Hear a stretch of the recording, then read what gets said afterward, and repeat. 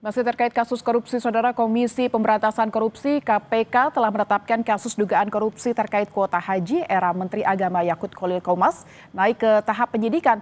Namun hingga kini dalam kasus ini KPK belum menetapkan tersangka.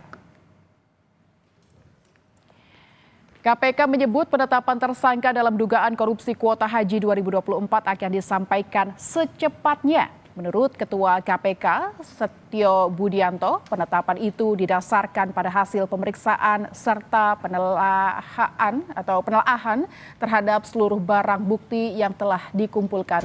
Kasus dugaan korupsi ini juga bisa menyeret banyak pihak.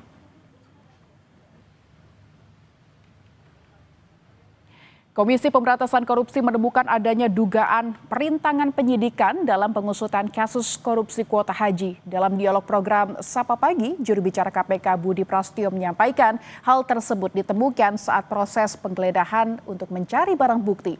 Peneliti Pusat Kajian Anti Korupsi Pukat UGM Zainur Rohman pun mendesak KPK untuk bergerak cepat menghindari adanya upaya untuk berkelit dari pihak-pihak yang diduga terlibat dari kasus ini. Tentu yang ingin dicari oleh penyidik dalam penggeledahan di rumah Pak Yakut adalah untuk mencari petunjuk dan bukti-bukti. Karena penyidik tentu dalam setiap penggeledahan meyakini adanya petunjuk atau bukti di lokasi tersebut. Nah, selain penggeledahan di rumah Pak Yakut, penyidik juga melakukan penggeledahan di salah satu biro perjalanan haji ya di MT ya yang berlokasi di wilayah Jakarta. Nah, di sini penyidik juga mengamankan beberapa barang bukti. Namun demikian di lapangan penyidik ternyata menghadapi beberapa kendala dan di sini tim langsung melakukan evaluasi dan jika para pihak diduga atau terbukti melakukan upaya-upaya perintangan ataupun halangan dalam proses penyidikan ini tentu penyidik juga tidak segan untuk mempertimbangkan dalam pengenaan pasal 21 atau obstruction of justice. Begitu Mas Mario. Dugaan perintangan dalam bentuk penghilangan barang bukti ditemui oleh teman-teman penyidik saat melakukan penggeledahan di salah satu kantor Biro Perjalanan Haji, begitu Mas Mario. Ya. Apa perintangannya seperti apa? Apakah mungkin saja tidak diberikan izin masuk atau apa misalkan?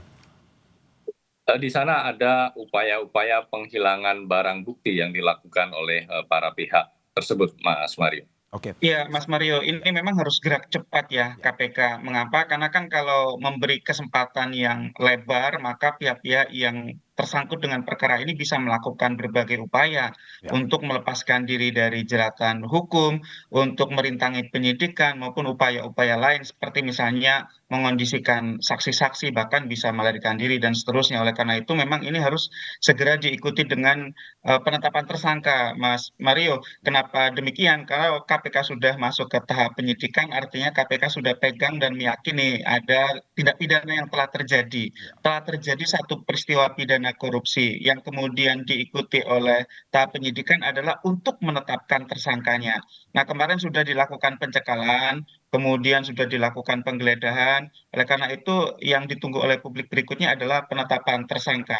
Yang kedua menurut saya yang sangat penting adalah KPK tidak perlu menyampaikan ancaman ya, tetapi langsung saja tetapkan pasal 21 Undang-Undang Tipikor perintangan penyidikan kepada pihak-pihak yang telah gitu ya. Ini kata-katanya adalah yang telah melakukan penghilangan barang bukti misalnya. Kalau tadi Mas Budi menyampaikan diduga ada upaya untuk menghilangkan barang bukti, maka itu harus ditetapkan sebagai tersangka, Mas Mario. Kenapa? Karena itu bahkan di dalam KUHP pun menghilangkan barang bukti itu merupakan sebuah tindak pidana. Tujuannya untuk merintangi penyidikan, sehingga ini juga memberi pesan kepada pihak-pihak lain untuk tidak mengganggu proses penyidikan, menghormati proses penyidikan yang sedang dilakukan oleh KPK, Mas Mario.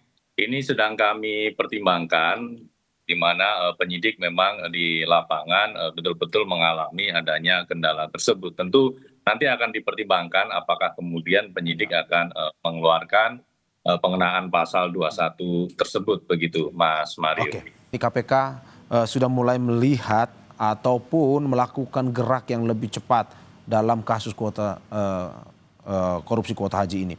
Bagaimana Anda melihat bahwa ternyata tidak sedikit pihak-pihak yang ini terlibat dalam dugaan korupsi kuota haji ini.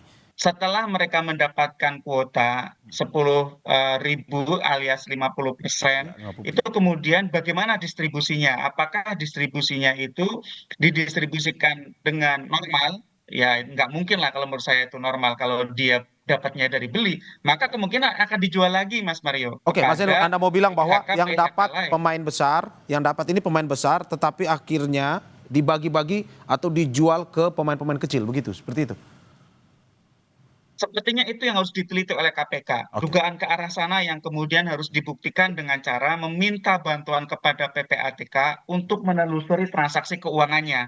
Ya. Kan nanti kelihatan, Mas Mario, Ya. yang kecil-kecil beli kepada pengepul besarnya beli kepada penyelenggara negara. Kalau terdapat informasi yang seperti itu, maka semua pihak yang turut membeli paket kuota ini harus dijerat dengan pidana. Kenapa? Karena kan ujungnya mereka memberikan suap atau gratifikasi kepada penyelenggara negara. Apakah memang ada mens rea-nya begitu, juga terkait dengan memastikan adanya aliran-aliran uang yang diberikan para biro jasa perjalanan tersebut kepada pihak-pihak tertentu ya, termasuk yang di Kementerian Agama.